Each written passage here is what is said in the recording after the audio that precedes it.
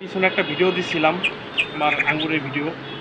হয়তো অনেকে কমেন্ট করছেন যে আঙ্গুর টক বিভিন্ন সমস্যা।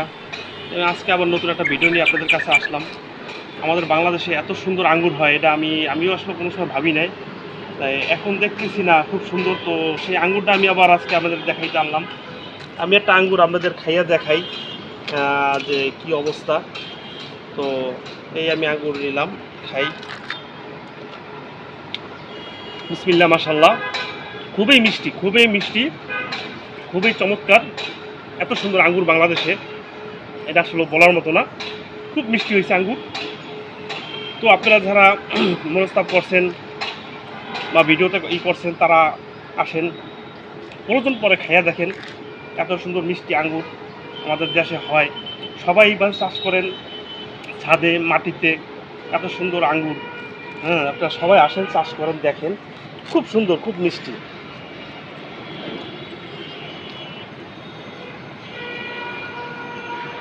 দেখাইছিলাম আপনাদের কালো আঙ্গুর, গ্রিন আঙ্গুর এবং লাল আঙ্গুর। আমি ছোটো ছোটো গুটি দেখাইছিলাম আপনাদের। এখন ইনশাল্লাহ আমাদের সেই গুটিও সাইজ হয়েছে, সুন্দর হয়েছে। আপনারা আপনাদেরকে আবার দেখাই, আপনারা এই ধরনের চাষ করেন, এই ধরনের জাতের আঙ্গুর করেন। এই গুটি দেখাইছিলাম আপনাদের অনেক ছোট, ইনশাল্লাহ অনেক বড় হয়ে গেছে। তো এটা হলো গ্রিন, লাল। এটা বড় হবে আর লাল হবে আস্তে আস্তে। এটা হলো ব্ল্যাক কপি, কালো আঙ্গুর যেটা, এটার ছড়া অনেক বড় হবে, এক একটা আধা কেজি ওজনের হবে, 700 গ্রাম 800 গ্রাম। তো এইটাও মাসাল্লাহ আমাদের প্রায় 8-10টা ছড়া হয়েছে ব্ল্যাক কপি। এবং আরেকটা হলো গ্রিন, এটা হলো এক হলো আঙ্গুর। এটাও ইনশাল্লাহ এক একটা 700 গ্রাম 800 গ্রাম হবে।